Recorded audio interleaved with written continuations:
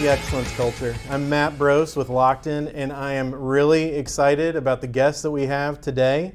He's become a good friend of mine. He's become a household name actually all throughout the country. And if you know anything about Dude Perfect, you would be really excited about who we're talking to today. It's Garrett Hilbert. Garrett, thanks a lot for being here. Thanks for having me. These people might know me as the Purple Hoser. I feel like there's a whole world from 2009 to 2020, 2019 I could talk about. Yeah. But what's happened since 2019 till now is, you wouldn't believe it. Yeah. So, I mean, it's like we started over and we launched a whole new thing, and it's even bigger.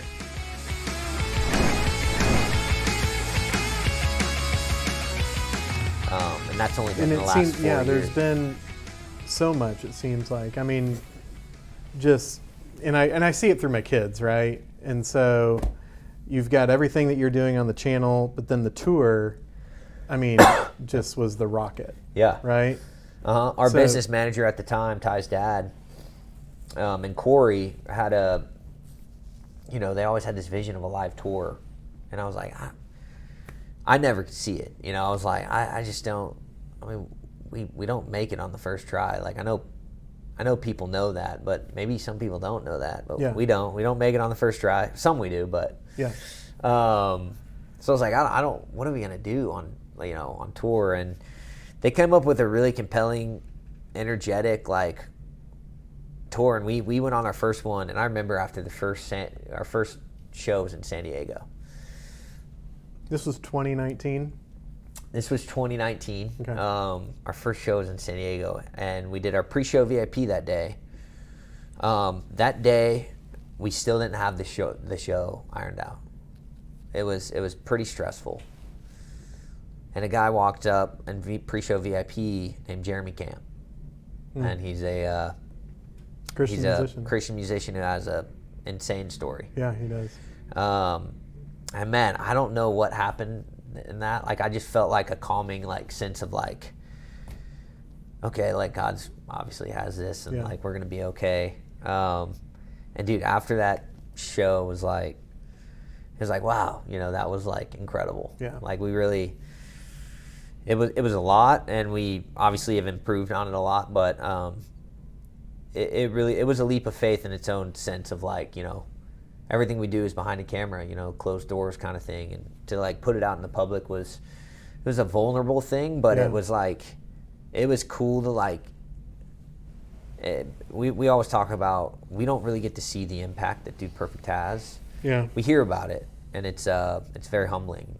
We love it, but we never get to really see it. Mm-hmm. But on tour we get to see it. And it's such a grounding experience. Just knowing man, a lot of these kids look up to us. We carry a burden, but it's a good one. Mm-hmm. It's a good one to share positivity and love in a world where our world is so just kind of messed up right now. Yeah. And well, so letting your kids on YouTube is a scary thing, right? And and I don't know how the algorithms are. And I probably don't necessarily care to, but... Well, none of us know how the algorithm... Right? I don't even know, so I wish I did. But my kids have enjoyed watching you guys. There's maybe a couple other things that we kind of keep track of it. And to be honest, I mean, them following you guys, I feel like has allowed YouTube to somewhat be safe because they don't get a whole lot of other... I guess maybe that's the way the algorithm works, but... I guess I'm saying that, but I'm also saying kind of thank you, right? Yeah, well, I appreciate it. It's, like we were talking earlier, everyone has a device that they film and can throw up on YouTube, and there's not really a screening process per se. And so, there's a lot of junk out on YouTube, and there are some other, we're not the only, good, wholesome, clean content on YouTube. There's a lot of good stuff out there. But I was just watching YouTube the other day, and my kids are big Dude Perfect fans, so and there was this horror movie ad right before a video, and it's just an ad.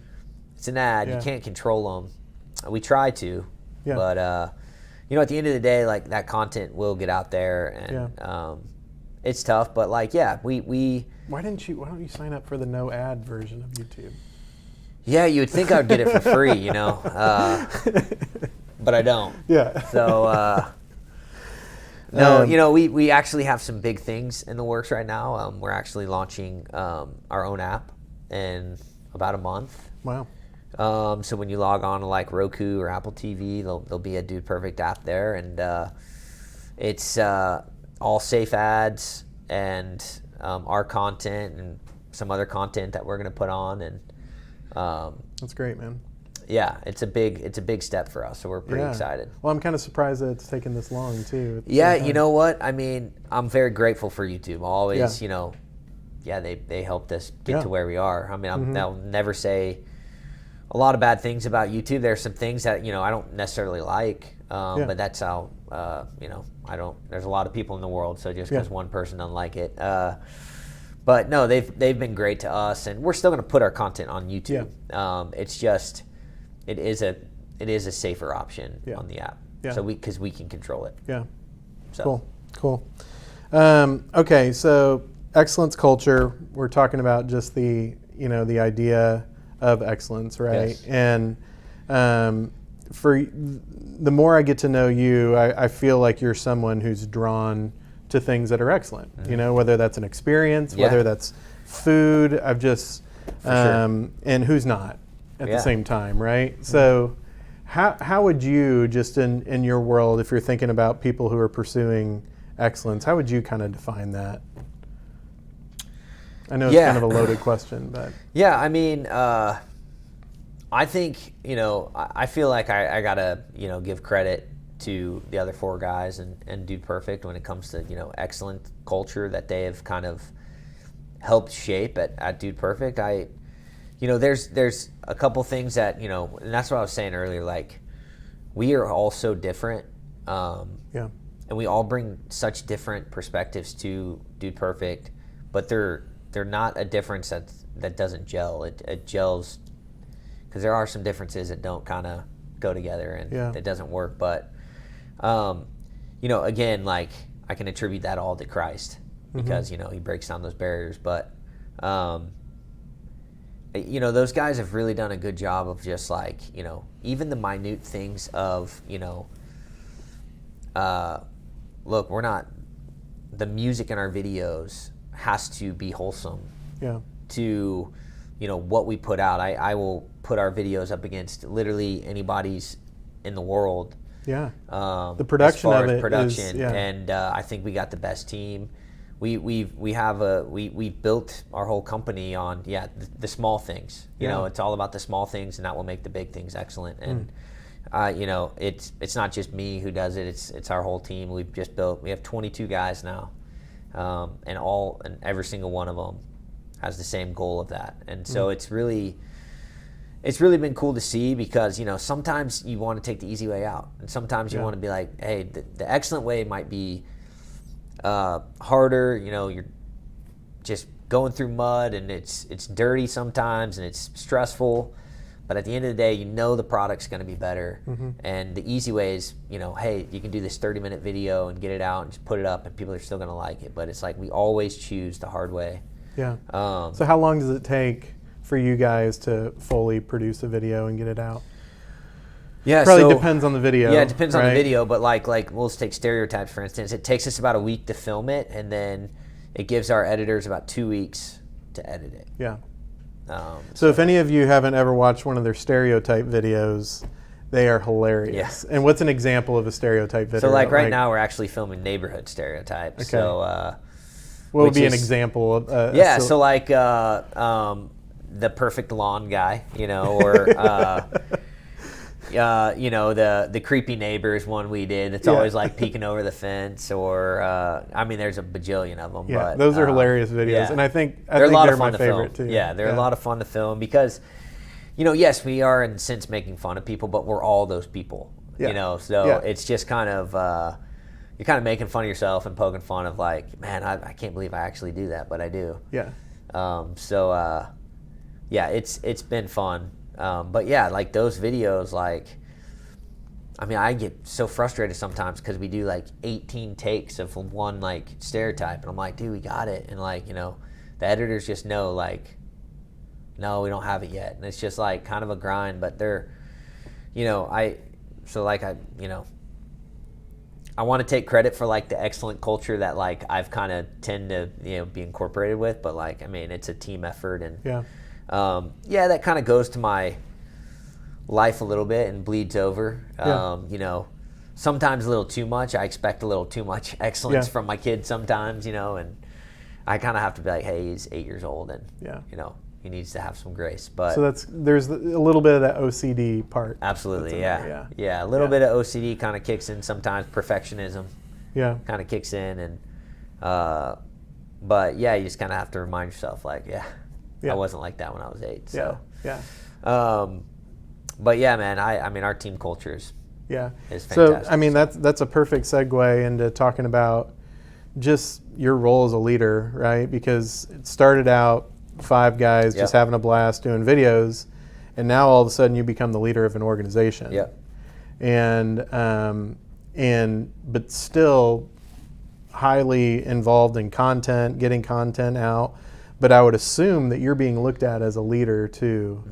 And so, you know, I'd be interested just in that idea of, you know, balancing that. I mean, how are you guys doing in terms of balancing leading an organization, but also still being the personalities of the brand? I mean, honestly, what you just said is like, it's probably our biggest struggle. You know, because we're talent, we're the bosses, you know, and we're also have young families, and we've kind of worked our way to a point where, like, you know, we could take time off. And so it's we take it pretty seriously. So like I said, we have 17 guys. There's 5 of us and 17 employees. And you know, these guys are starting. Most of the guys are either coming out of college or, you know, fairly young. These guys are starting their career. It's not like they're on the latter half of it and they're like, you know, this is it, and who cares what happens. So we do take that burden pretty seriously of just knowing, like, hey, we're here to, you know, we would love to know your goals. We want to help achieve those goals. We want to give you a runway at Dude Perfect to, like, maybe try to, like, some of those goals can be fulfilled. But if they're not, we want to help you, like, you know, go get that next gig. And that's hard sometimes because we don't want to lose those people, and we know there's such, you know, it'd be detrimental loss to our team. But, you know, we do a good job of knowing, like, hey, look, like, if there's a better job out there with more leadership and whatever, like, you know, we encourage you to go take that. And so, we are the leaders of the company. Like, this week alone, like, you know, Ty and Kobe are at Augusta. Corey's in New York, Cody's in Montana, so it's really just me at the office this week. So if we're not filming, you know, I have some obligations to take care of, but it's really just me going in and popping into the team and just making sure, like, everything's good, you know, still giving them, I think we have the most fun office in the world, you know. We got full-size basketball court, pickleball court, weight room, and, you know. And you let that be a part of their job, right? Absolutely. Just you know, enjoy sometimes, and they would even say this, you know, we kind of joke around about it because, you know, at 3 p.m. they're out there playing, you know, game of basketball, and you're like, what are you doing? Like, why are you? But no, you know, they work extra hard, and they've never missed a deadline, and they're solid employees, man. Like, we really have built, like, I don't really know how we did it, to be honest with you. Like, we just kind of hired, like, what I've thought has kind of just been, like, random people. But they really have, like, all, like, just meshed so well together that, but dude, we are in need of like a president. To kind of just manage the day-to-day better. We do a decent job of it, but we could be better. Especially for those guys, giving them more structure. Because our job is the most unstructured. Well, so far, I mean, because you've been doing this since 2009, and so, you know, when, I'm an employee benefits consultant, and the way that I look at my role is cost, service, and people. So, yeah. But on the people side of things, I really like to tell employers, like, don't underestimate the role that you have in the lives of your employees, because they're probably spending more time with you than they're spending with their families. Absolutely. And so, it's a really important role to really think about. And so, until now, I mean, how have you 5 guys, because 5 equal leaders is a complicated thing to work under. Yep. Like basically everybody's got 5 bosses. How do you all guys, with differing opinions? Yeah. So how do you guys, you 5 guys, kind of steward that? Yeah. So we kind of have our own areas of the company. So Corey is production. He's over production. He's he was our video editor. He understands the space. Like, he knows what level of excellence he wants it. So he's there. Cody is over like the social channel. So he was our social media. Now we've hired that out, but he's kind of over those guys. Okay. Ty is head of creative. Okay. So he is over the art team. He helps come up with video ideas, flush out video ideas, stuff like that. I'm over all the boring stuff, business stuff, businessy stuff of financials and merchandise and stuff like that. And Kobe is really, Kobe for the longest time was kind of our liaison between our manager and us. Like, if he needed to, if our manager needed to get in front of us, Kobe would So Kobe's kind of a nomad. He's kind of the Swiss Army knife right now. Yeah, he's kind of the Swiss Army knife. Yeah. So to your point of how do people operate and know how to operate? We have departments, and so But yeah, if Corey's not there this week and there's a problem, then it would be me. And I might give different advice than what Corey would have given. But, there has been some sticky points there, when it comes, we'll have to get together. We do a owner's box. We call it owner's box every Monday morning, first off, 9 a.m.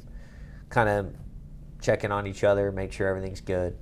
So that's between all just 5 us 5 owners. Yeah, make sure, hey, if there's any grievances or things that, we need to air out before we go to our staff meeting, let's take care of it. Is that usually in person or over the phone? It's in person. Okay. Then we do a staff meeting Monday mornings, kind of get ready for the week, and then we go from there. But I mean, to your point, having 5 bosses has been extremely challenging, and that's why we've always thought if we have that president, that everyone reports to, and then the president reports to us. Yeah. It's it's a little bit better flow because. I could say something completely different than Cody, and the guys are like, wait, but Cody just told me to do it this way, and so it's tough. It's a challenge. It is a challenge. Is that one of your biggest challenges? I would say that might be the biggest challenge. Okay. Yeah. Okay. That we face. Okay.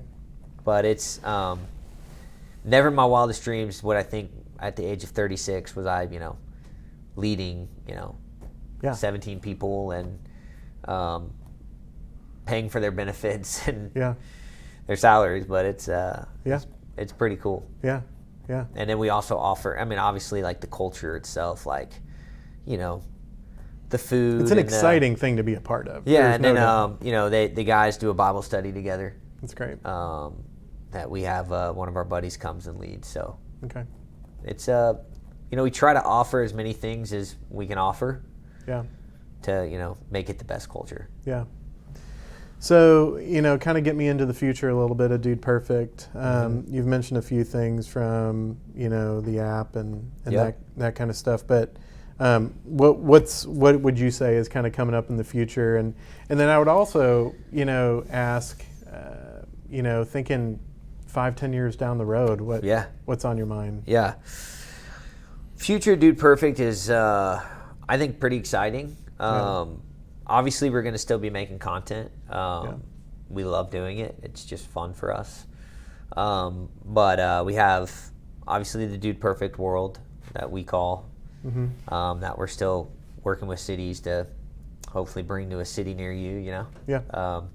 We have a Dude Perfect traveling experience in the works. So basically think of it as a carnival, that travels around and you go. But imagine it being athletic based.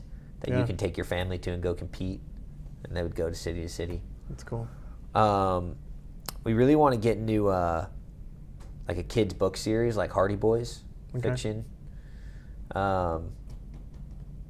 Just feel like that animated show.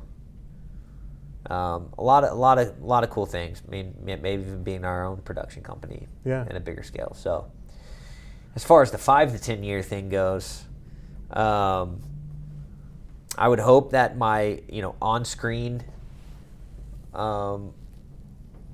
like number of times I have to be on screen would decrease a little bit, and that we would have other shows. Yeah. Well, I would affirm. I mean, you're a very busy person. Yeah.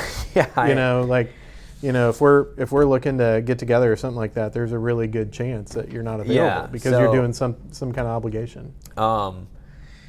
So as far as do we try to replace us 5? I don't know. I think it's more of like we would rather have content brought under us that maybe isn't do like trick shots, but it's a funny group that does things. I mean, there's a lot of talented people out there. Yeah. Like everyone always asks, like, they always call us like the king of trick shots, and I'm just like, we're not the kings of trick shots. There's like these kids called That's Amazing out there that are absolutely insane, and they should be the kings of trick shots. You're kind of pioneers, though.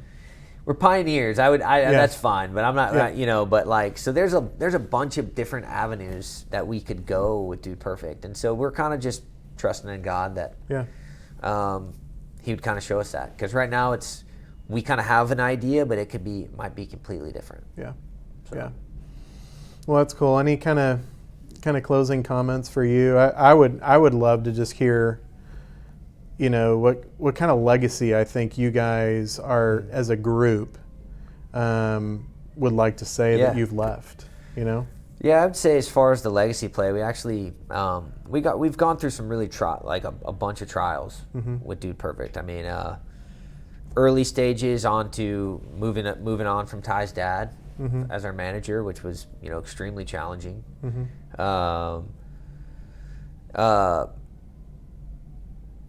And just navigating all that, we kind of came to we never had a mission statement. Yeah. And so our mission statement is we want to be the most trusted entertainment worldwide.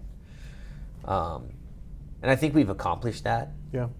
I think you can trust is very synonymous with Dude Perfect. Like we're very, I wouldn't even go on a podcast if I didn't know the other stuff that was on that podcast. It's like it's to that level of, because people, when they hear Dude Perfect, they think, oh, hey, my kid can listen to this. Yeah. And so we take that very seriously. But man, I'd be remiss not to say if our legacy wasn't to say that, to spread Jesus' name throughout the world. Amen. Then we missed it. Yeah. So, that's good stuff.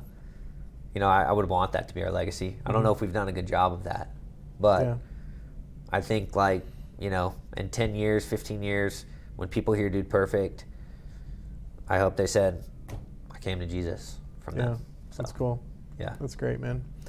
Well, I think I'm going to get to see my first tour this year. Yeah. I'm excited about that. I would love for you to come, man. Yeah. It's a fun time. That's the last show too, so. Yeah. Or well, maybe. I mean, you can come to anyone, but Fort Worth is last, so. Yeah. Yeah. Love it, man. Well, thank you so much. I really appreciate it, and welcome to the excellence culture, man. Yeah. Thanks for having me, man. It was a blast. Yeah.